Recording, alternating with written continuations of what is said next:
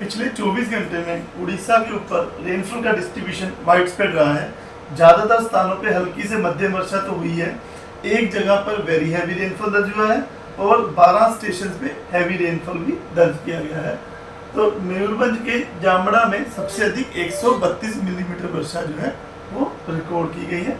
इसी के साथ जो सीजनल टोटल था हमारे जून महीने का 244.9 मिलीमीटर हो गया है, जो कि सामान्य से 17% डिपार्चर चल रहा है। लेकिन अभी भी झारसुगुड़ा, नुआपाड़ा, गजपति डेफिशिएंट कैटेगरी में चल रहे हैं। सिग्निफिकेंट वेदर सिस्टम की बात करें तो जो लो प्रेशर एरिया था नॉर्थ वेस्ट बे बंगाल और जानी वेस्ट बंगाल के और बांग्लादेश कोस्ट के ऊपर, अभी वो कोस्टल गिगेटिक वेस्ट बंगाल और नेबरहुड के ऊपर लाई कर रहा है। सुबह 8:30 बजे IST की ऑब्जर्वेशन के हिसाब से 30 जून के हिसाब से उसकी जो एसोसिएटेड साइक्लोनिक सर्कुलेशन है वो 5.8 किलोमीटर ऊंचाई तक जो है जा रही है। और यह जो सिस्टम ये धीरे धीरे वेस्ट नॉर्थ वेस्टवर्ड डायरेक्शन की तरफ मूव करता हुआ जा रहा है और अगले 2 दिन में वो नॉर्थ उड़ीसा, गिगेटिक वेस्ट बंगाल, झारखंड को क्रॉस करता हुआ जाने की संभावना लग रही है। एक ईस्ट वेस्ट तरफ है जो कि रन हो रही है साउथ वेस्ट उत्तर प्रदेश से टू द साइक्लोनिक सर्कुलेशन, जो लो प्रेशर से एसोसिएटेड साइक्लोनिक सर्कुलेशन है, और वह जो क्रॉस करती हुई जा रही है हमारे साउथ ईस्ट उत्तर प्रदेश, झारखंड और Gangetic West Bengal between 0.9 to 3.1 kilometre समुद्र सतह से ऊंचाई पर बनी हुई है ट्रफ। तो इन 2 सिस्टम की वजह से आज भी हम एक्सपेक्ट कर रहे हैं कि वाइड स्प्रेड रेनफॉल डिस्ट्रीब्यूशन रह सकता है। आइसोलेटेड प्लेसेस में heavy to very heavy rainfall हो सकती है, जिसमें मयूरभंज, केओंझर, सुंदरगढ़, संबलपुर, कालाहांडी, नवरंगपुर, कोरापुट डिस्ट्रिक्ट शामिल है। उसके अलावा आइसोलेटेड प्लेस में हैवी रेनफॉल हो सकती है बालासोर, भद्रक, जाजपुर, ढेंकनाल, अनुगुल, देवगढ़, झारसुगुड़ा, नुआपाड़ा, रायगढ़, गजपति।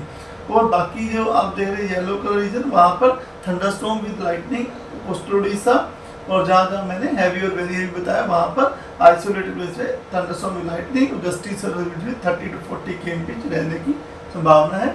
इसी बार डे टू 1 जुलाई को थोड़ा जो सिस्टम है वो आगे मूव कर जाएगा, तो उसमें सुंदरगढ़, झारसुगुड़ा, संबलपुर में ऑरेंज कलर वार्निंग रह रही है। बारगढ़, सोनपुर, अनुगुल, देवगढ़, केओंझर, मयूरभंज, इन सब डिस्ट्रिक्ट में हैवी रेनफॉल रह रही है और येलो वार्निंग रह रही है। और जो कोस्टल उड़ीसा है वहाँ पे थंडरस्टॉर्म लाइटनिंग और गस्टी सर्विस 30-40 km रहने की संभावना है और डिस्ट्रीब्यूशन भी फेयरली वाइडस्प्रेड हो सकता है।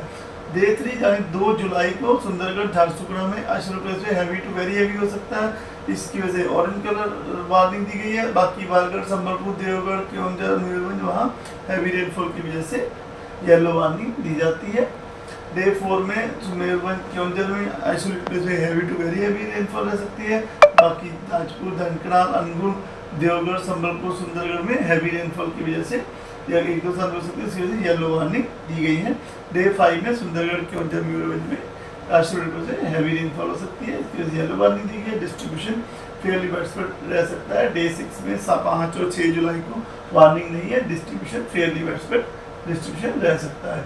फिशरमैन को वार्निंग दी जाती है कि वो 30 जून से लेके 2 जुलाई तक समुद्र में मछलियाँ पकड़ने ना जाएं, क्योंकि हम लोग एक्सपेक्ट कर रहे हैं along and off Orissa coast के ऊपर 35 km to 45 km gusting to 55 km की रफ्तार से हवा चल सकती है, जिसकी वजह से स्क्वेली वेदर रह सकता है और जो सी कंडीशन है रफ टू वेरी रफ रह सकती है, जिसकी वजह से समुद्र के मछुआरों को जाने के लिए मनाही दी जाती है। धन्यवाद।